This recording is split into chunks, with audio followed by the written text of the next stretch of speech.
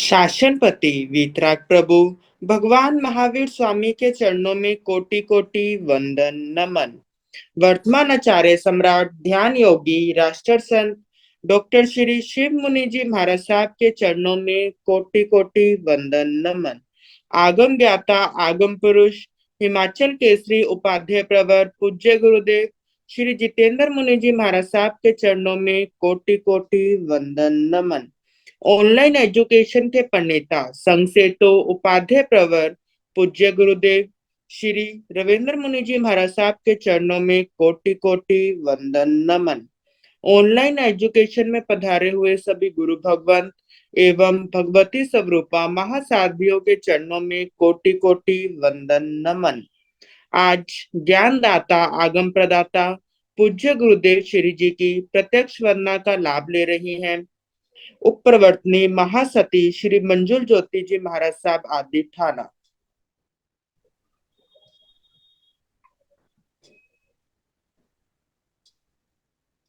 कुतो आयना पयं करवी वंदामि नमस्कामि सक्कारेमि सम्मानेमि कल्याणं मंगलं देव्यं देव्यं पद्मास्वामी मध्ये कुतो आयना पयं करवी वंदामि नमस्कामि सक्कारेमि सम्मानेमि कल्याणं मंगलं देव्यं देव्यं पद्मास्वामी मध्ये कुतो आयनं पयं करवी वंदामि नमस्कामि सक्कारेमि सम्मानेमि कल्याणं मंगलं देव्यं देव्यं पद्मास्वामी मध्ये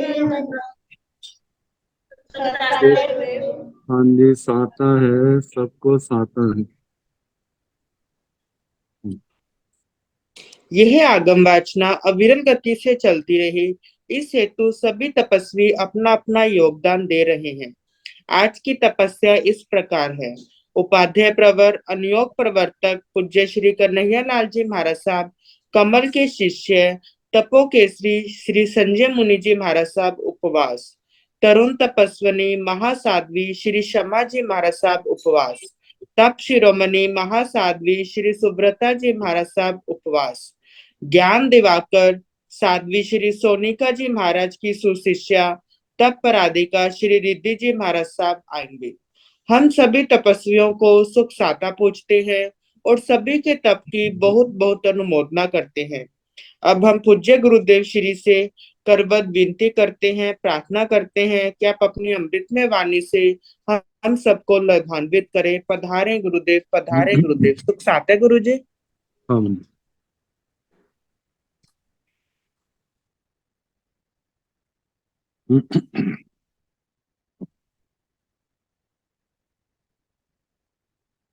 नमो अरिहंताण नमो सिद्धाण नमो आयर्याण नमो ओगझायाण नमो लोये सव साहुण ये पंचमेलुकारो सव पाव कणासन मंगलानंद संदेश पड़ मंगवाई मंगलम।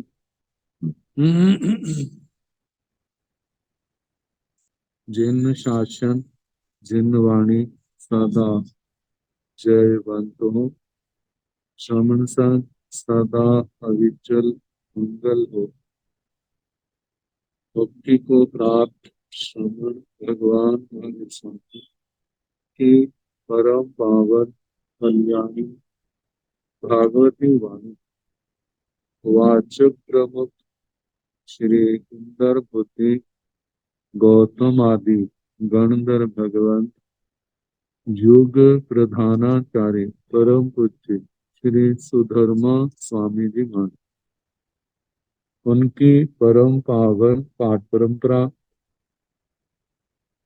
वर्तमान आचार्य ध्यान योगी परम पूज्य श्री शिव मुनि जी महाराज, एवं गुरुजन सबके पावन चरण सरोज में मेरा अनंत अनंत बार वंदना, नमस्कार।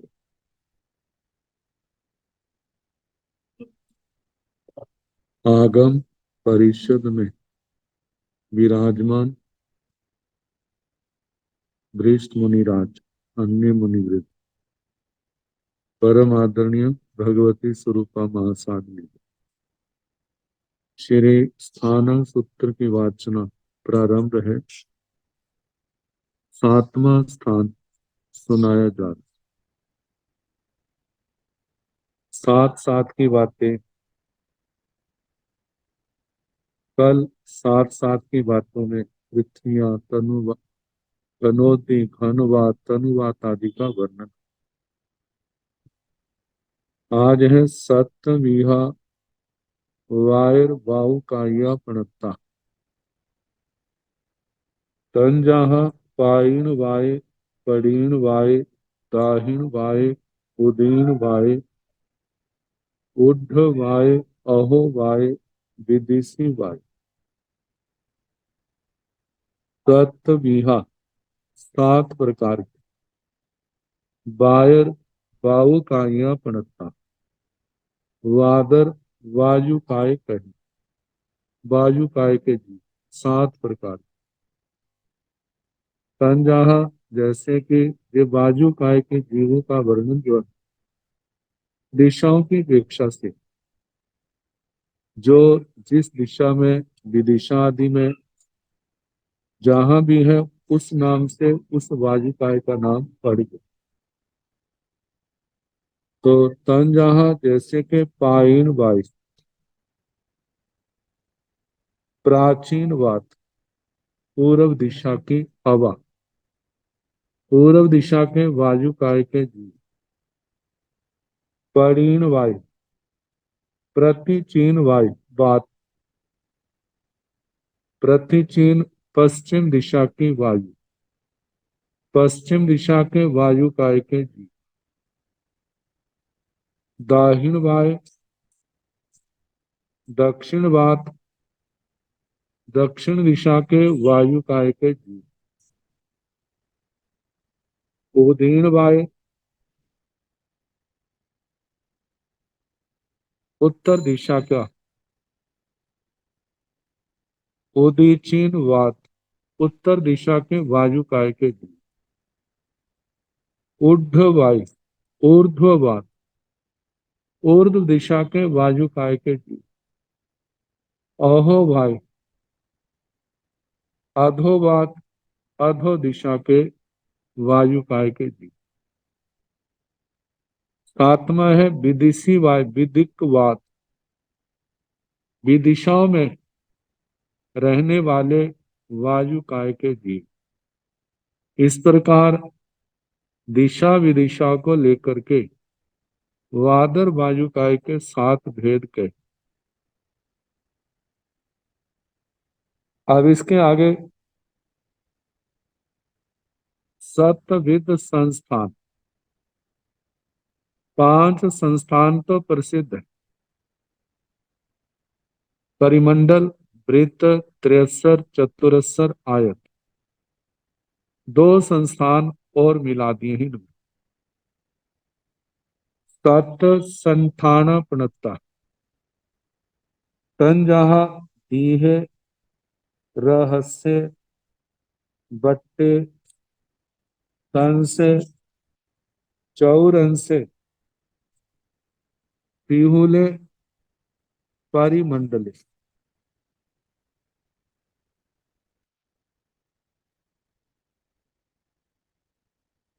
सत संठान प्रणता 7 संस्थान कहे। संस्थान का मतलब आकृति।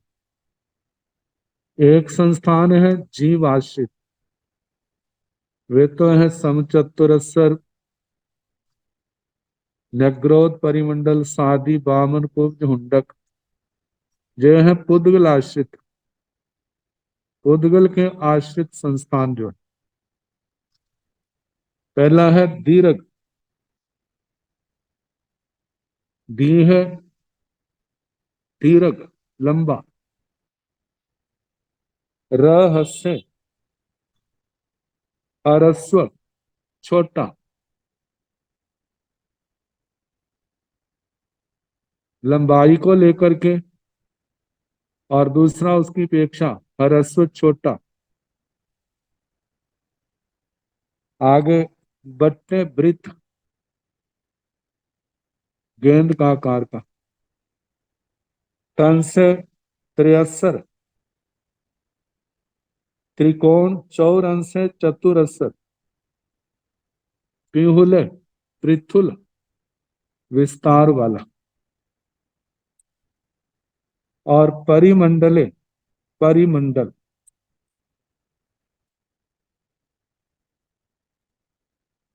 अब इन संस्थानों के संबंध में कहते हैं, जो वस्तु धागे, फीते या जस्ती आदि की तरह दीर्घ आकार वाली होती है, उस संस्थान को आयत संस्थान कहते हैं। आयत लंबा, लंबाई में, तो जहां पर दीर्घ शब्द प्रयोग, यह आयत संस्थान जब बहुत लंबाई वाला होता है तभी उसे दीर्घ आयत संस्थान कहा जाता है। जब थोड़ी लंबाई वाला होता है तब उसको ह्रस्व आयत संस्थान कहा जाता है। तो पहले दीर्घ और ह्रस्व को लेकर के जो संस्थान आए। कुछ वस्तुएं गेंद की तरह गोलाकार होती हैं, उनका संस्थान वृत्त संस्थान कहलाता है। कुछ वस्तुएं त्रिकोण होती हैं, उनका संस्थान त्रियस्सर इस नाम से कहा जाता है। और कुछ वस्तुएं चौकी की तरह चौकोर होती हैं, तो उसको चतुरस्र, जिसको वर्गाकार कहा जाता है। और कुछ वस्तुएं चूड़ी एवं कुंडल के आकार वाली होती, उनका संस्थान परिमंडल कहा जाता है।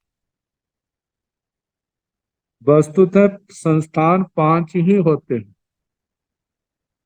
ह्रस्व और पृथुत्व, इन दो संस्थानों को अलग दिए जाने का कहते ये भाव है कि उक्त 5 संस्थान कुछ छोटे बड़े आकार के होते हैं, और कुछ बड़े विस्तार वाले, और कुछ मोटाई वाले होते हैं। इस दृष्टि से संस्थान जो है 5 प्रकार के, 7 प्रकार के थे।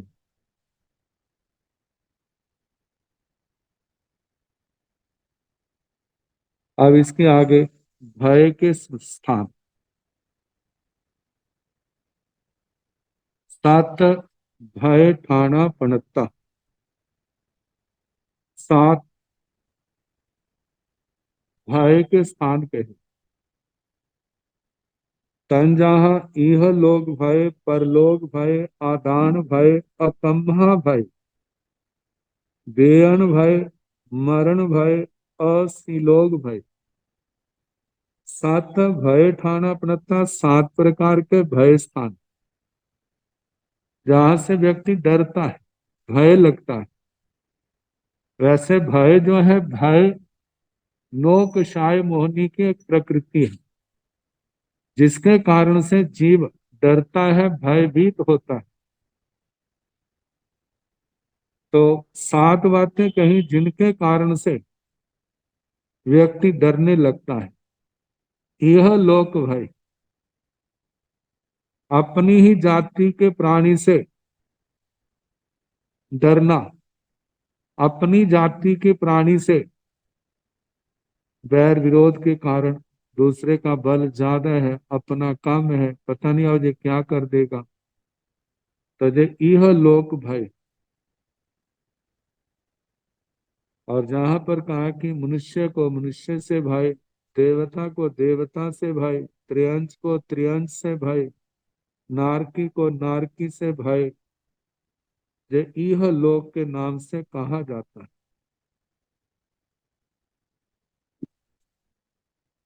जहां पर इह लोक का मतलब जो वर्तमान में संसार है, जहां पर हम रहते हैं उससे नहीं। यह लोक परलोक भय, ये दोनों अर्थ भी किए जाते हैं। यह लोक जहां हम रहते हैं उनसे डरना, परलोक जो हमारे से दूर लोक है उससे डरना। तो जहां पर कहा कि जिस जाति में है उस जाति से डरना, मनुष्य को मनुष्य से, त्रियंश को त्रियंश से, नारकी को नारकी से, देवता को देवता से, ये जो भय है इसको इह लोक भय कहा जाता है। दूसरा है परलोक भय। परलोक भय दूसरी जाति के प्राणी से भय, जैसे मनुष्य को त्रियंश से डर, जैसे सांप से डरता है, शेर बाघ से डरता है, जो अपने से बलवान है, भयानक है, उनसे डरता है। तो ये परलोक भय। त्रियंचों को मनुष्यों से डर लगता है, मनुष्य देवताओं से डरते हैं, देवता मनुष्य से डरते हैं। इस प्रकार विजातीय भय जो है वो परलोक भय। तीसरा है आदान भय। आदान भय धन आदि वस्तुओं की रक्षा के उद्देश्य से, धन आदि को लेकर के चोरों से डरना, ऐसे दूसरे जो जिनसे अपने धन आदि को, परिवार को खतरा है, वो आदान भेजे, ले ना ले, ग्रहण ना कर ले। आगे अकस्मात भय। अकस्मात अचानक, अकम्महा अकस्मात होने वाला, अचानक होने वाले, कभी भयानक शब्द हुआ या जिसके संबंध में सोचा भी नहीं था, ऐसी को भयानक परिस्थिति आ गई और उस समय व्यक्ति भयभीत होता है, तो ये अकस्मात भय।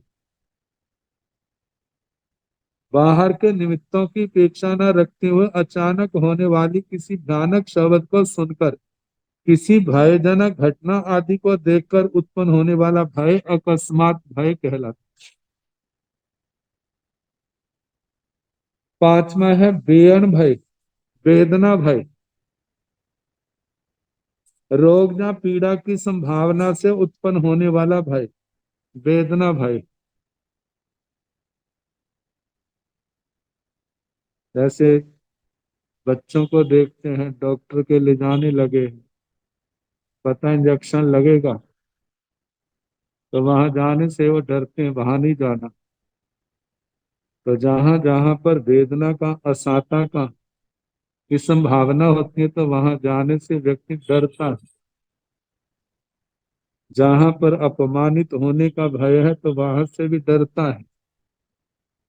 तो वेदना भय में वेदना को, असाता वेदना को लेकर के कहा।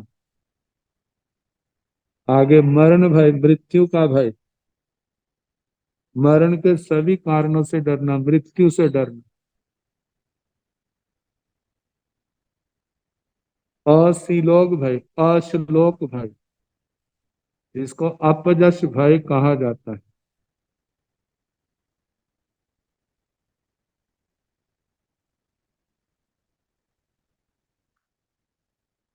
अपजश होने का भय कहते, जब जीव श्रेष्ठ क्रियाओं में प्रवृत्ति नहीं करता, अशुभ क्रिया में उससे रहा नहीं जाता, तब इस भय का उदय होता है। धर्मात्मा के लिए सभी प्रकार के भय त्याज्य। प्रश्न व्याकरण सूत्र के दूसरे संबर भाव की, संबर द्वार की भावना में लिखा है, भीयो भूए खिपाई। जो व्यक्ति डरता है वह भूतों के द्वारा पकड़ा जाता है।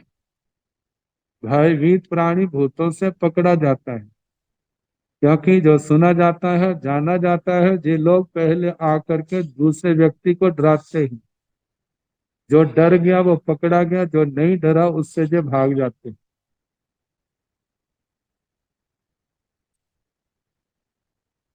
इनके अंदर जैसे वेदना कहाँ है, इसके स्थान पर आजीविका भय भी आता है। जब कभी आजीविका के छीनने की संभावना होती है तो व्यक्ति डरता है, मेरी आजीविका का साधन ना चला जाए, खत्म ना हो जाए, तो इसलिए भयभीत होता है। लेकिन उसके स्थान पर जहां पर वेदना भय का नाम आए, और देखा जाए तो वेदना तो है ही, जिस समय आजीविका छिन जाती है तो कितना मन आहत होता है और कितनी परेशानी होती है। चारों ओर अंधेरा अंधेरा दिखता, वो हमारा क्या हो। तो एक के स्थान पर दूसरा आ गया। तो इस प्रकार 7 भयों का वर्णन किया। अब इसके आगे 7 कारणों से जो छद्मस्त है ऐसा जाना जाता है। 7 कारणों से जो केवली है, 7 बातों से जाना जाता है कि इनको केवल ज्ञान हो गया। सत ही थाने ही सौमथं जाने जा तन जहां पाणे अई वायता भवई मूसं वयिता भवई अदिन्नम आदित्ता भवई सद परस परिसर रस रूप गंधे आसायता भवई पूया सकार मनुगुहेता भवई इमं सावज्जंति पन्नवेता परिसेवेता भवई नो जहा वाई तहाकारी जाबी भवई सत ही थाने ही केवली जाने जा तन जहा नो पाणे अविवाहिता भवई जाव जहाँ वाई तहाकारी जाबी भवई। इन 7 बातों को गुरुजन केवल एक बात में भी समेट देते हैं। कहते शदमस्त कौन, जो भूल करता है। केवली कौन, जिनके जीवन में कोई भूल नहीं। भूल शदमस्त के साथ लगी और केवली के जीवन से भूल निकल गई। तो ये 7 बातें, सत ही ठाणे ही सौमथं जाने जा, 7 लक्षणों से जो शदमस्त है ऐसा जाना जाता है। तंजाहा जैसे के पाणे अविवाहिता भवई, वह प्राणियों का अतिपात, प्राणियों की हिंसा कभी करता है कभी हो जाती। कई बार बचने का बहुत प्रयास करता है फिर भी वहां भूल हो जाती। तो इससे जाना जाता है कि ये छद्मस्त है। मौसम वहिता भवई, कितनी बार कितने लोग जानबूझ करके झूठ बोलते, कितनी बार अनजाने में बोला जाता है। तो कहा जहां पर झूठ बोला जाता है वहां पर भी शतमस्तपणा निश्चित है। अभिन्नम आदित्य भवई, अतत वस्तु का ग्रहण करने वाला होता है। कितने हैं जानबूझ करके लेते हैं, कितने अनजानेपन में, कितने लेना नहीं चाहते लेकिन फिर भी लिया जाता है। अतत वस्तु का ग्रहण हो जाता है। तो इससे भी जो शतमस्त है ऐसा जाना जाता है। चौथा है साध परिस रस रूप गंध आयता भवई, ये जो 5 इंद्रियों के विषय शब्द रूप गंध रस स्पर्श, इनका आस्वादन करने वाला जब प्राप्त होते हैं तो खुशी का अनुभव होता है। ये शतमस्त को होता है, केवली को नहीं। कुया सकारम अनुभूहेता भवई, आगे है जब कभी पूजा सत्कार मिलता है, सम्मान मिलता है, तो चेहरे पर खुशियों के लक्षण आ जाते हैं। तो जो शतमस्त का लक्षण है, केवली के ऐसा नहीं होता।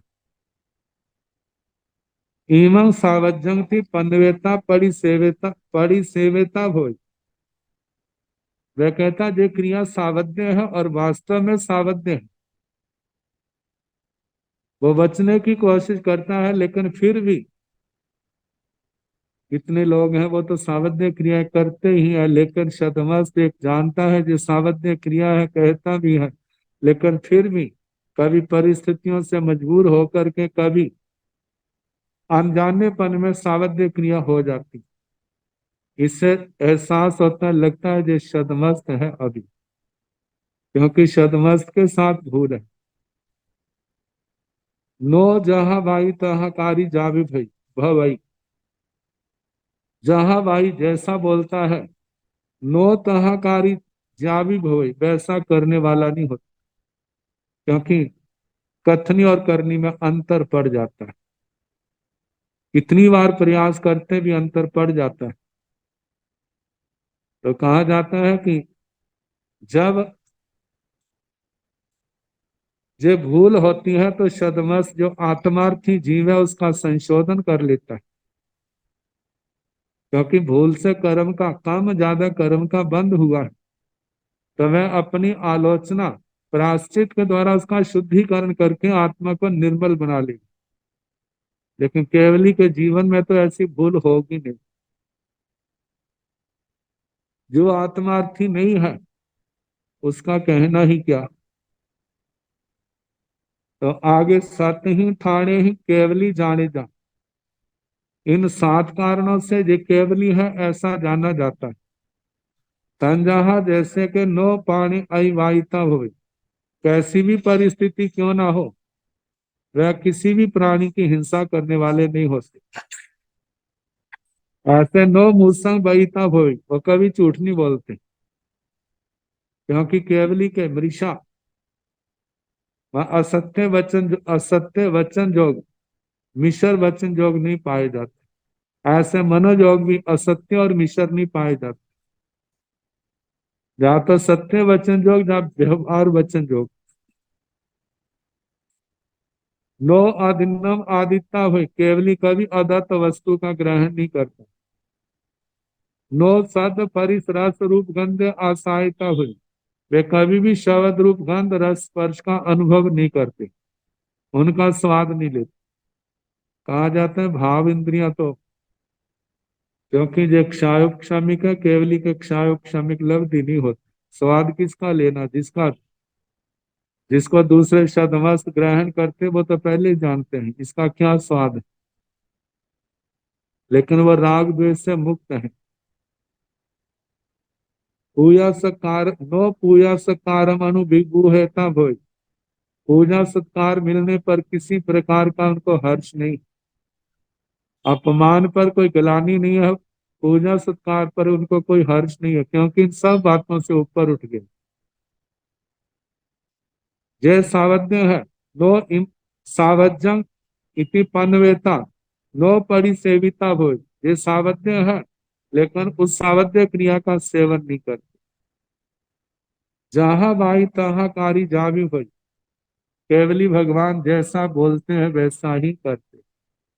इन 7 बातों से जाना जाता है इनको केवल ज्ञान हो गया। वैसे केवल ज्ञानी मानव सामने बैठे भी हो, जो व्यक्ति नहीं जानता तो शारीरिक लक्षण तो ऐसे कोई वो नहीं है जिनको देख करके ये पता चल जाए ये केवल ज्ञान। मानो कोई ज्ञानी भी है, जब तक केवली बोलते नहीं है, कोई ऐसी बात नहीं होती है, तो कैसे पता चलेगा ये केवली। लेकिन जब ये केवली के लक्षण उनके जीवन को गहराई से देखेगा तब पता चलेगा ये केवली भगवान। तो इस प्रकार सदमस्त और केवली जानने की 7 बातें कही। अब 7 मूल गोत्र जो अपने प्राचीन भारत में जो पाए जाते। 7 मूल गोता पणता तंजा, कासवा गोयमा बच्चा कोच्छा कोसिया मंडवा बा सिट्ठा। जे कासवा ते सतबिहा पणता तंजहा, ते कासवा ते संडेला ते गोला ते बाला ते मुंज तीनों, ते पब पेछ तीनों, ते बरिस कणहा। जे गोयमा ते सतबिहा पणता तंजहा, ते गोयमा ते गग्गा ते भारदा, ते अंगीरसा ते सक्करावा ते भखरावा ते उदगत्तावा। जे बच्चा ते सतबिहा पणता तंजहा, ते बच्चा ते अज्ञेया ते मित्तिया, ते सामलीनो ते सेलतया, ते अठी सेना ते बिय कम्महा। जे कोच्छा ते सत दीहा पणता तन जहा ते कोच्छा ते मोगलाइना ते पिंगलाइना ते कोडीना ते मंडलिनो ते हारिता ते सोमया।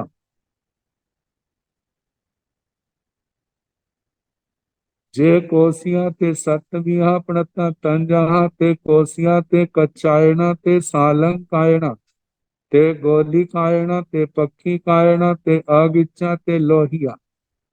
जे मंडवा ते सतविहा पणता तंजहा ते मंडवा ते अरिठा ते समूहा ते तेला ते एलावचा ते कंडिला ते खारायणा। जे वासिठा ते सतविहा पणता तंजहा ते वासिठा ते उंजायणा ते जारे कन्हा ते बग्घा बच्चा ते कोडिन्ना ते सन्नी ते पारा सरा।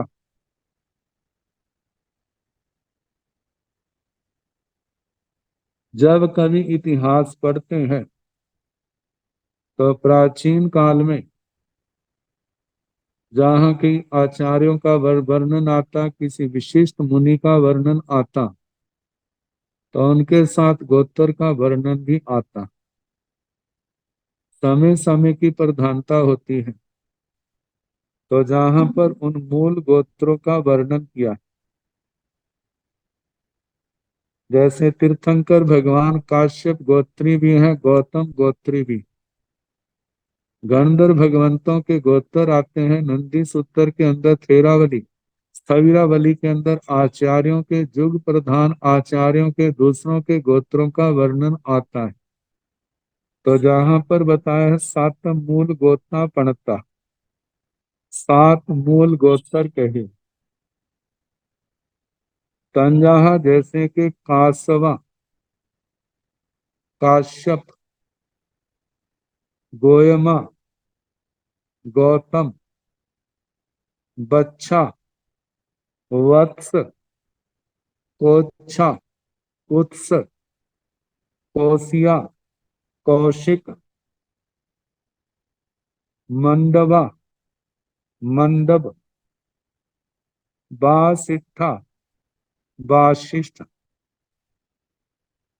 इनमें कितने गोत्र जो वर्तमान में भी जो जाने जाते हैं, देखे जाते हैं, सुनने में आते हैं, पढ़ने में आते हैं। तो इनके आगे उप उप गोत्र आगे चल के इनके आगे भेद कहा जाता है। जैसे भगवान का गोत्र काश्यप है, भगवान श्री इंद्रभूति गौतम जी का गौतम गोत्र है, आचार्य श्री शंभव जी का वत्स गोत्र आता है। ऐसे कौत्स गोत्र, कौशिक गोत्र, मंडव और वाशिष्ठ। जे कासवा ते सतबिहा प्रणता, जो काश्यप गोत्र वाले में सात प्रकार के कहे। ते कासवा वे काश्यप, ते संडेला वे शांडिल्य, ते गोला वे गोल्य, ते वाला वे बाल्य बाल, मुंज तीनों मुंज की, ते पब पेच तीनों वे पर्व प्रेक्षिकी। आगे ते बरिस कन्हा वे वर्ष कृष्ण। इस प्रकार काश्यप गोत्र के भेदों का वर्णन आया। जे गोयमा ते सतबिहा प्रणता, जो गौतम है वे सात प्रकार के। तंजाहा जैसे के, ते गोयमा वे गौतम, गौतम गोत्र। ते गग्गा वे गारग, गर्ग भी आता, गर्गाचार्य जी का नाम आता गारग। गर्ग से अपत्यम पुमानिति गार्ग। व्याकरण के अनुसार जो व्युत्पत्ति आती थे भारदा वे भारद्वाज। ते अंगिरसा वे अंगिरस, अंगिरस। ते सक्करावा शर्कराभ, ते भक्खराभा भास्कराभ, भास्कर की आभा वाले। शब्द के अनुसार अर्थ है जे ते उदगत्ताभा, उदात्ताभ, तो जो गौतम गोत्रियों का वर्णन हुआ, उनके 7 प्रकार का गौतम गोत्र। जे बच्चा ते सतविहा प्रणता, जो वत्स गोत्र है, वे भी 7 प्रकार के कहे हैं तन जहाँ जैसे कि ते बच्चा ते अज्ञेया ते मित्तिया ते सामलीनो ते सेलतया ते अट्ठी सेना ते बीय कम्महा। ते बच्चा वे वत्स, वत्स गोत्र। ते अज्ञेया अग्निज आग्नेय। ते मित्तिया मैत्रेय। ते सामलीनो स्वामिलिन स्वामिली। ते सेलतया शैलकजा शैलकज। ते अट्ठी सेना अस्थि सेन अस्थि सेन। ते बीय कन्हा, इसका जो दिया है बात कृष्ण। बात कृष्ण, इस छाया को देख करके देखा जाए तो वाय कम्हा होना चाहिए, लेकिन मूल पाठ में बीय कन्हा। तो कन्हा जो है ये कृष्ण शब्द का वाचक है।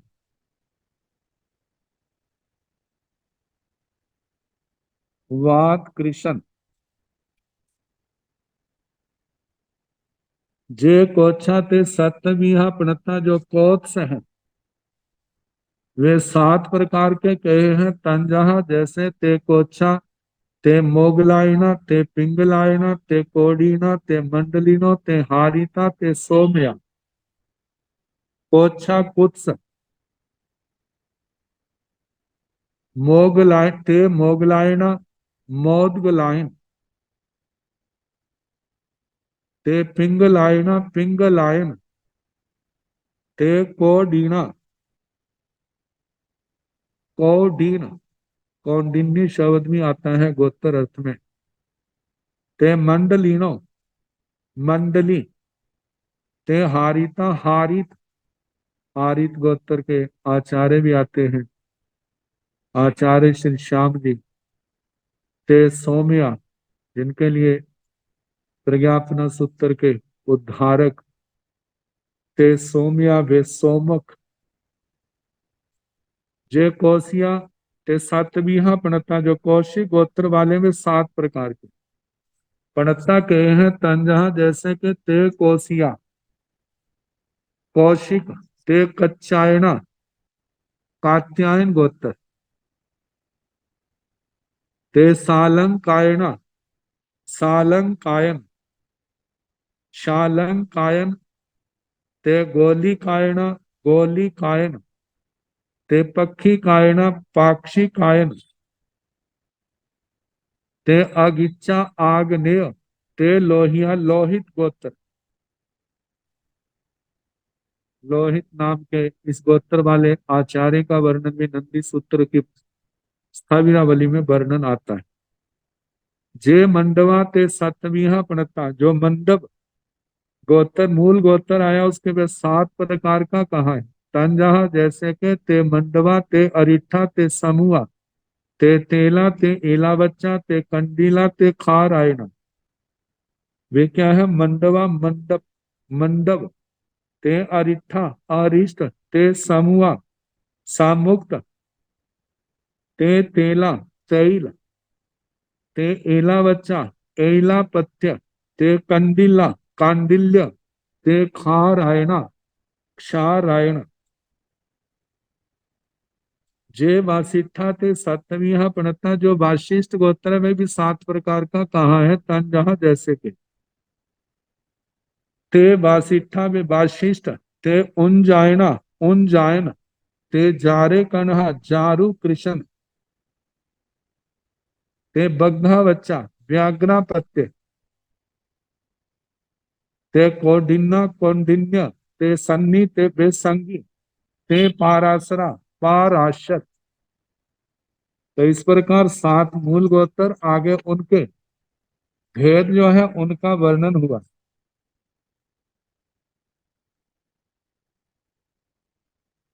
तो 7 मूल गोत्रों के प्रत्येक गोत्र के साथ साथ भेद करके गोत्रों के कुल भेद 49 हो जाते। कहा जाता है 20 में, 22 में, 23 में तीर्थंकर को छोड़कर शेष सभी तीर्थंकर काश्यप गोत्री हुए। 12 चक्रवर्ती, 7 में गणधर, जम्बू स्वामी ये सब काश्यप गोत्री हुए।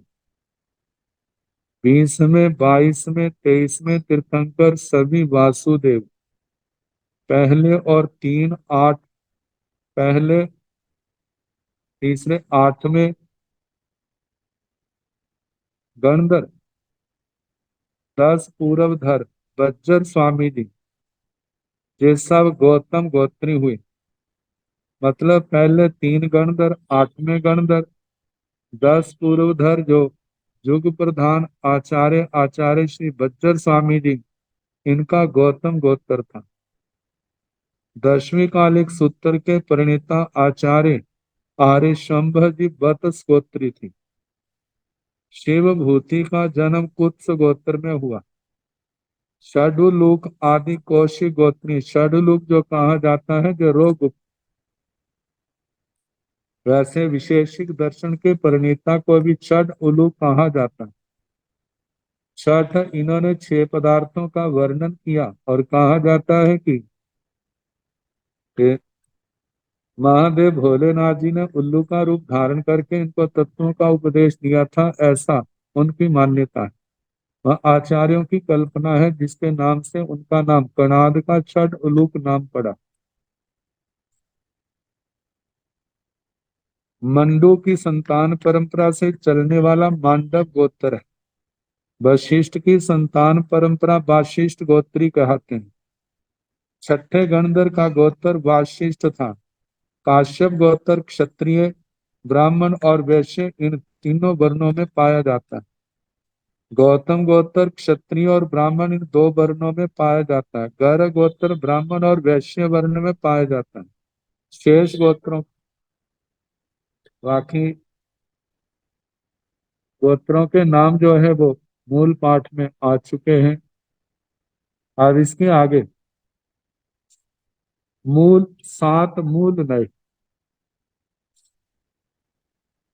7 मूल नया पणता तंजा नैगमे संग आहे बाबा हारे उज्जु सुवे सद्य समाभिरूढ़े एवं भूते। 7 मूल नया पणता, 7 मूल नए कहे। तंजाह जैसे के नेगमे, नैगम नय। संग है संग्रह नय। व्यवहारे व्यवहार नय। उज्जु सुए रिजु सूत्र सद्य शब्द नय। समाभिरूढ़ समाभिरूढ़ एवं भूते एवं भूत, ये 7 नयों के नाम है। नयों का आगमों में जहां पर केवल नाम मात्र आए, अनुयोग द्वार सूत्र के, वहां पर भी नयों का वर्णन है। जहां 4 अनुयोग हैं उनमें चौथा अनुयोग नय है। उपक्रम, निक्षेप, अनुगम और नय। प्रमाण साहित्य में, जैन प्रमाण साहित्य में नय का बड़े विस्तार के साथ वर्णन आता है। इसके ऊपर अनेक स्वतंत्र रचनाएं हैं। विशेष आवश्यक भाष्य में इन 7 नयों का बड़े विस्तार के साथ वर्णन किया है। आचार्य श्री देवेंद्र मुनि जी महाराज ने प्रमाण स्वरूप विश्लेषण जो ग्रंथ लिखा है उसमें एक न्याय के ऊपर अलग चैप्टर प्रकरण है, बड़े विस्तार के साथ वर्णन है। आचार्य श्री महाप्रज्ञ जी ने जैन दर्शन मनन मीमांसा ग्रंथ लिखा है, वहां पर भी न्याय का प्रकरण बड़े विस्तार के साथ। दिगंबर परंपरा के बड़े पंडित विद्वान जिन्होंने जैनेन्द्र सिद्धांत कोश की रचना की, उन्होंने नए दर्पण के ऊपर, नए दर्पण नाम के नयों के ऊपर स्वतंत्र रचना लिखी, बड़े विस्तार के साथ वर्णन है।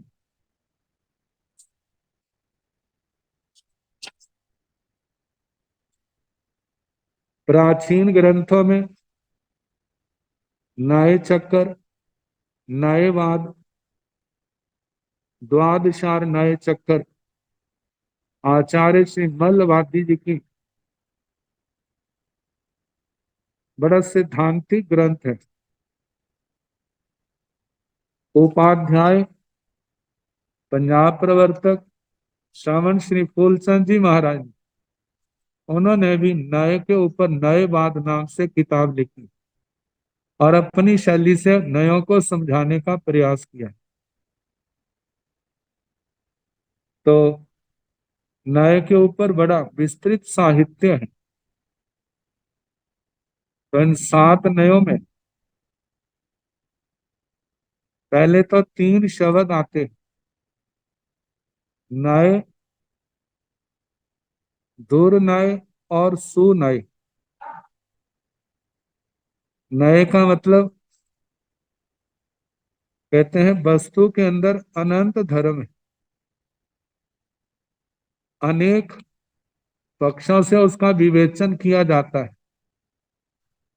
लेकिन जब अनंत धर्मात्मक वस्तु का केवल एक धर्म का वर्णन किया जाता है, उसके एक धर्म का वर्णन करना नय है।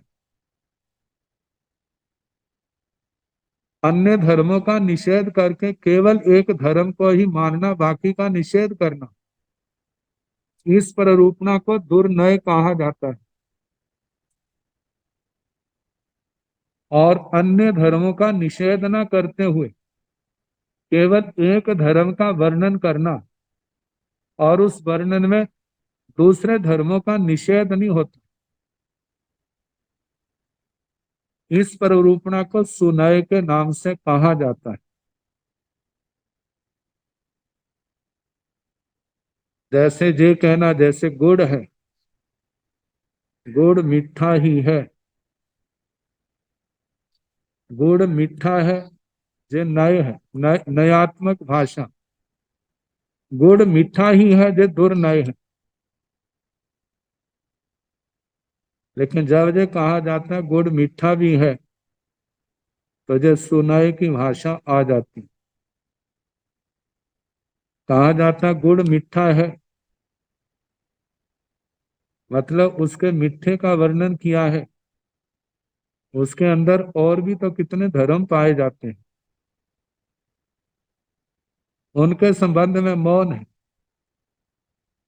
लेकिन जब ये कहा जाता गुड़ मीठा ही है, तो शेष, इसका मतलब इसके अंदर मिठास ही पाई जाती है और कोई चीज नहीं पाई जाती, कोई गुण धर्म नहीं पाया जाता, बाकी का शेष का निषेध कर दिया, इसलिए इसको दुर्नय कहा। जब ये कहा जाता गुड़ मीठा भी है, मतलब गुड़ के अंदर मीठा जो गुण पाया जाता है इसको स्वीकार करते हैं, लेकिन केवल मीठा ही नहीं, इसके अंदर और भी बहुत कुछ है। भगवान की भाषा में व्यवहार नय से वह मीठा है, लेकिन निश्चय नय से उसके अंदर पांचों रस पाए जाते हैं, पांचों रसों की गौणता है, लेकिन मिठास की प्रधानता है उसके अंदर। ये तो केवल रस की अपेक्षा से कहा है। जहां पुद्गल का वर्णन है, पुद्गल के अंदर तो वर्ण भी पाया जाता है, गंध भी पाया जाता है, रस भी पाया जाता है, स्पर्श भी पाया जाता है, और उसके साथ साथ संस्थान भी पाया जाता है। जब ये कहा कि गुड़ मीठा ही है, तो उसने बाकी शेष सब धर्मों का निषेध कर दिया। गुड़ मीठा है जहाँ केवल एक वर्ण, एक धर्म का वर्णन किया है, लेकिन बाकी के संबंध में मौन है। लेकिन सुनय में कहा गुड़ मीठा भी है, इससे पता चलता है कि मिठास तो है ही, इसके साथ में और भी धर्म बहुत पाए जाते हैं।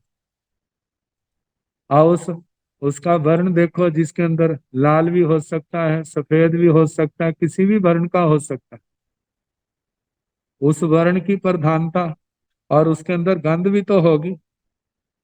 यदि नया नया बनाया है तो उसके अंदर सुगंध होगी, पुराना पड़ गया है, गल गया है, सड़ गया है, तो उसमें दुर्गंध भी हो सकती है। और रस जो है, निश्चय नहीं से तो व्यवहार में वहां पर मिठास है, लेकिन उन पुद्गलों में दूसरे रस भी है, शेष चार रस, लेकिन उनकी प्रधानता नहीं है, वो गौण है, वो मिठास के द्वारा दबे हुए। देखा जाए तो मधुर रस वाले परमाणु उसके अंदर ज्यादा है, जो दूसरे रसों वाले परमाणु वो बहुत थोड़े हैं, जो थोड़े होने के कारण से महसूस नहीं होते। और वो जो गुड़ है, वह पुद्गल पिंड है, उसका कोई ना कोई आकार भी होगा, चाहे उसका कोई भी संस्थान हो, बिना संस्थान के तो हो नहीं सकता। और उसके अंदर स्पर्श भी पाए जाते हैं। यदि ताजा ताजा है तो उसके अंदर उष्णता होगी, सर्दी का समय है तो उसके अंदर शीतलता भी आ सकती है। उसके अंदर कर्कशपना, मृदुपना, भारीपना, हल्कापना, ये कर्कश, मृदु, गुरु, लघु, शीत, उष्ण, संदिग्ध, रुक्ष, ये बातें पाई जा सकती हैं। लेकिन ये तभी संभव इनको जाना जा सकता है जब ये कहा जाता है गुड़ मीठा भी है।